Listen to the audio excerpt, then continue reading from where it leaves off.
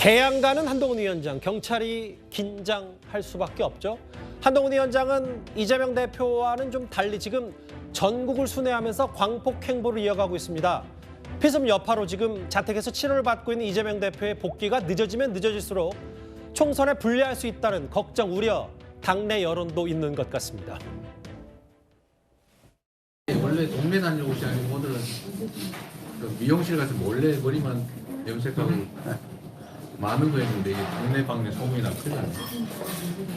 잘 어울리시네요. 아주 뭐에 어울리냐고 우리가. 이 대한구랑 잘 어울리죠. 저희가 이어지는 새로운 주제에서도 차분히 만나보긴 할 텐데 한동훈 위원장이 어제 충청남도 신년 인사회에서 여러 메시지를 전했고 내일입니다, 바로 이현정 의원님. 네.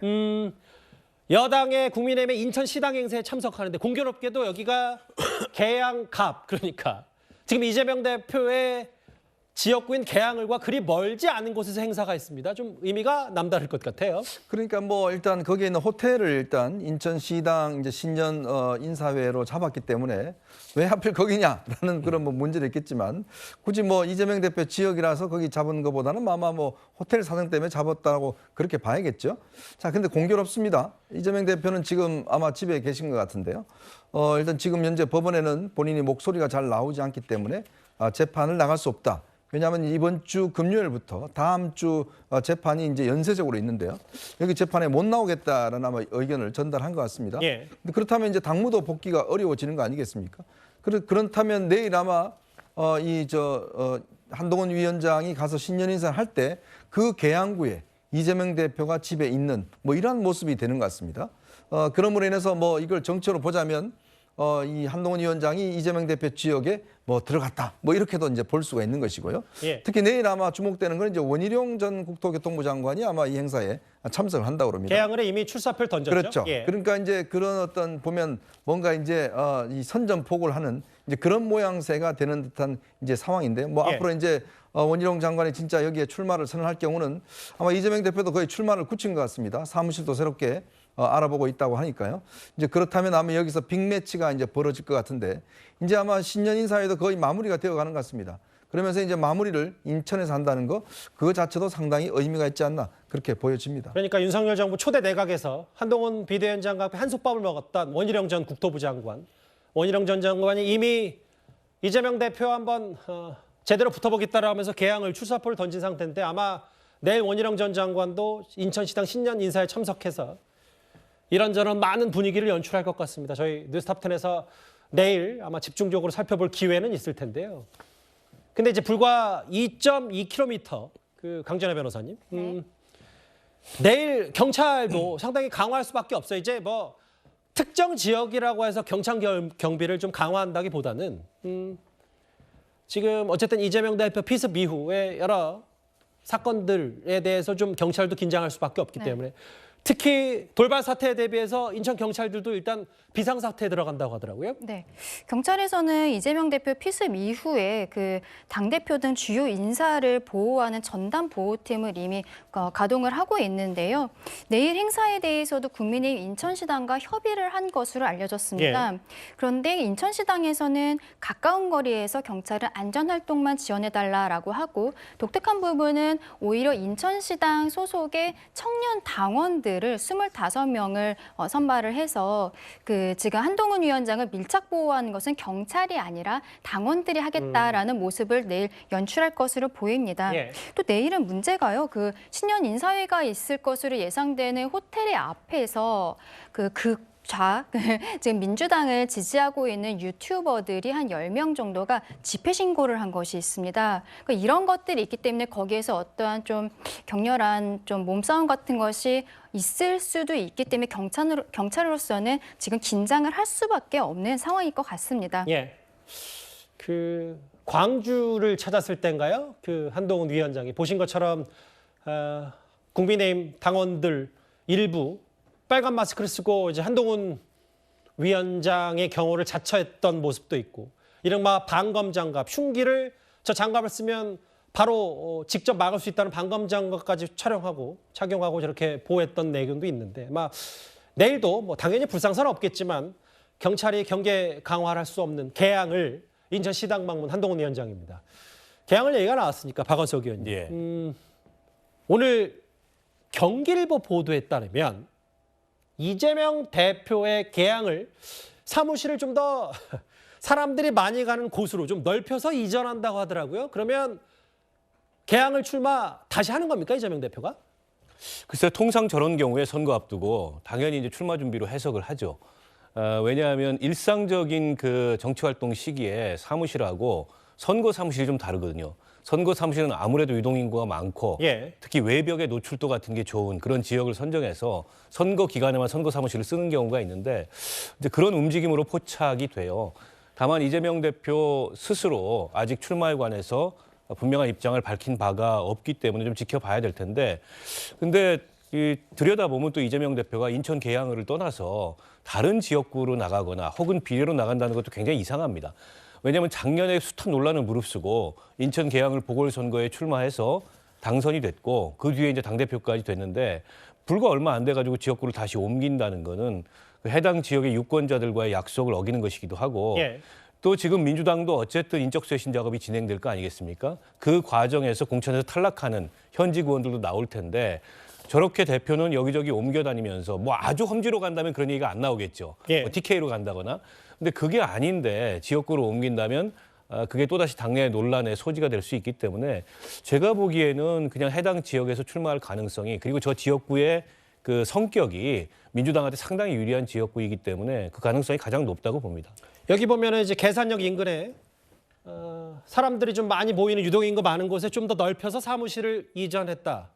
근데 이제 박원석 의원께 질문 하나 더 드리면 저희가 사실 한 달 전에 비슷한 얘기를 했잖아요. 왜냐하면 지금은 탈당한 혁신과 상식의 이제 이원욱 의원 같은 경우도 원희룡 장관이 또 개항을 나온다니까 이재명 대표 또 비례 출마 가능성 얘기도 주장했었기 때문에 원희룡 장관이 나와도 아니고 이재명 대표는 그러면 일단 개항을 해서 한번 뭐 원희룡 장관 안 하나 맞붙을 생각이 있다고 저희가 보면 되는 거예요. 그러면 아니 그거 피하면 이상한 거죠. 당 대표가 예. 이제 상대 당의 장관 출신의 잠재적 대권 후보가 도전을 하는데 그걸 피하면 뒷걸음질 치는 모습이잖아요. 근데 그 당 대표도 배수의 진을 안 치는데 다른 후보들한테 어떻게 배수의 진을 치라고 할 수 있겠어요. 예. 저는 이재명 대표 이제 피할 수 없는 승부라고 보고 그리고 저 해당 지역에서 원희룡 장관이 상당히 경쟁력이 있는 후보자긴 하지만 예. 저 지역구의 성격상 국민의힘 계열의 후보가 돼본 적이 거의 드물어요. 때문에 저기를 피해서 어디 나가서 당선된다는 거는 글쎄요. 제가 보기에는 그 지금 민주당의 총선을 지휘하는 당대표로서 선택할 수 있는 일이 아니라고 보고 예. 결국 뭐 그 흥미로 본다면 유권자들 입장에서는 굉장히 흥미로운 빅매치가 열리는 거죠. 일단은 자택에서 피습 이후 치료 중이고 사무실을 좀 넓혀가면서 개항을 출마에 대한 가능성을 좀 높여가고 있는 듯한데 오늘 권치승 수석 대변인이 이재명 대표의 당무 복귀 시점에 대해서 이렇게 얘기했습니다. 한번 들어보겠습니다.